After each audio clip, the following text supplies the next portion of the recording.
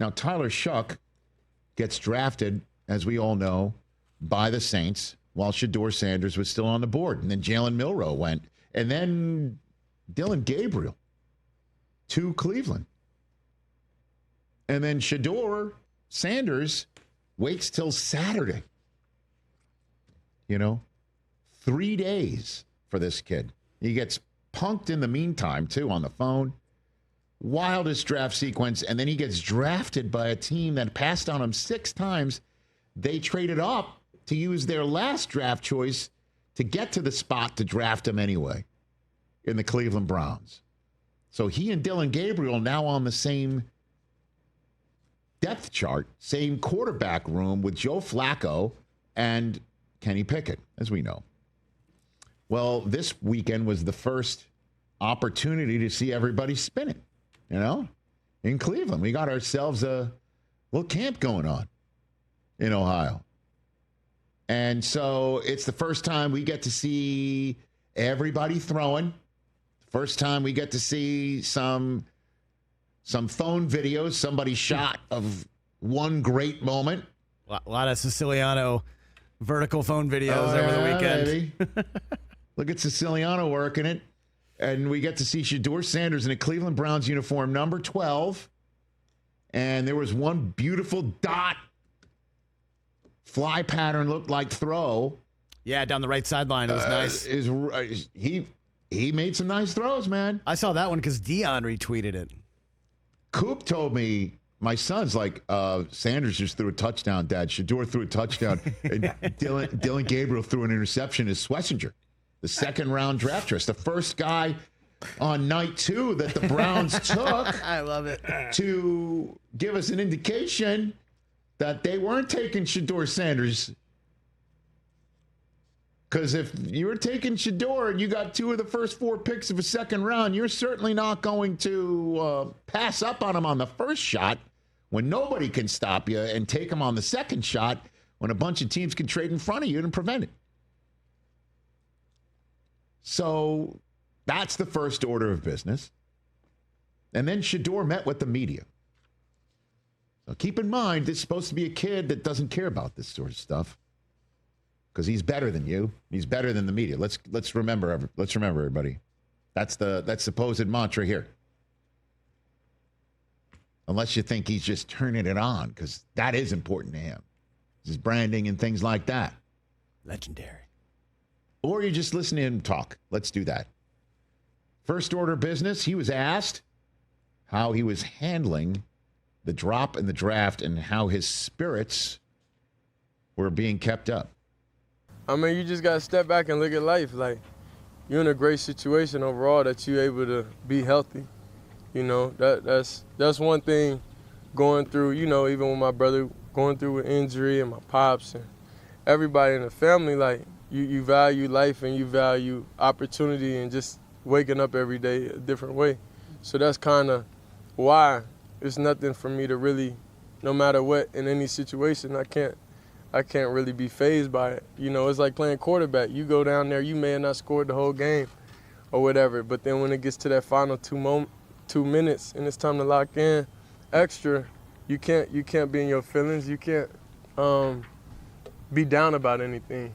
You still got another chance. Wow, is that a kid with perspective? All right, next up, here he is talking about people who don't believe in him.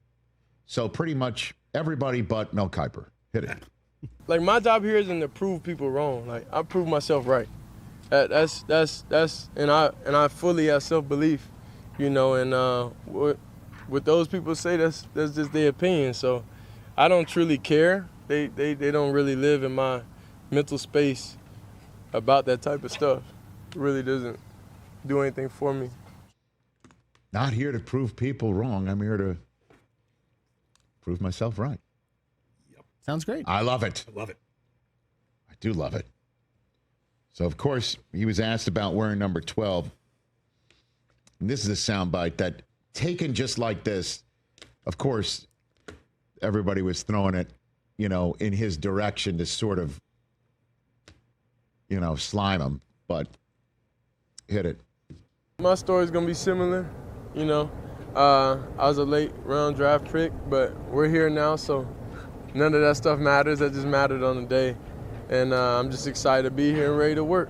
Shedeur Sanders says his is going to have a similar story to Tom Brady's. Oh, my goodness gracious. He's wearing 12. Brady is a mentor to him. This just in. His dad might have connected the two of them together.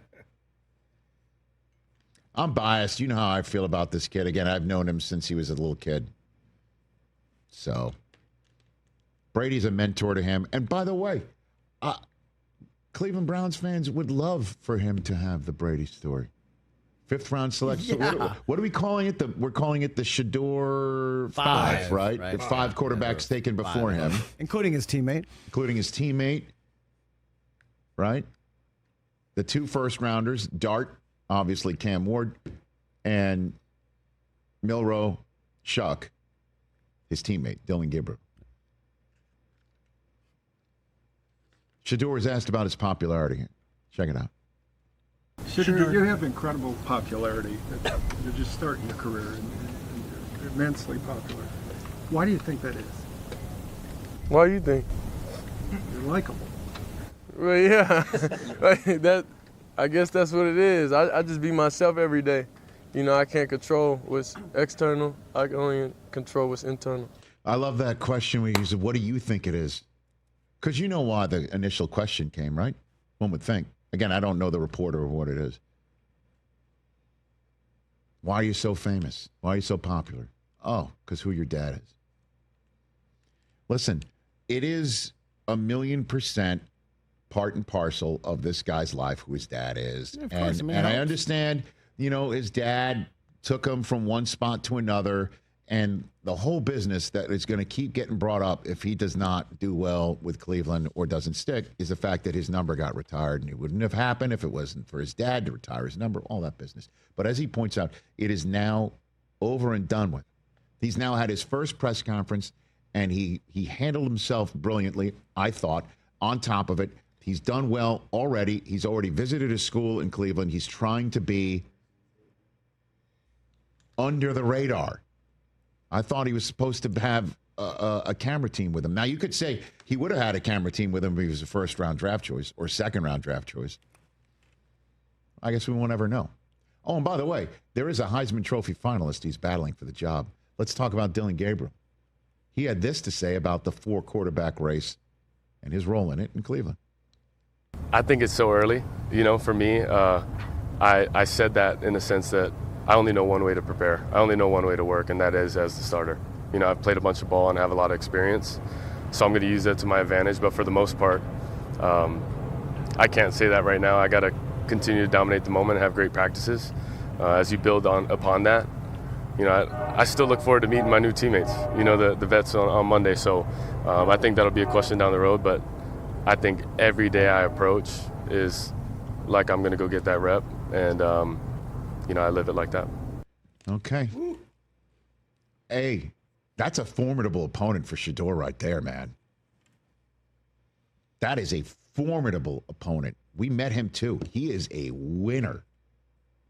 He is a winner, and he's not going anywhere. And he is not going to be part of the narrative of like, okay, Shedeur is now going to use this 5th-round draft choice, put it on his shoulder. He's now a more humble kid than he was before, and he's going to get this job. And Dylan Gabriel's going, I don't know about this.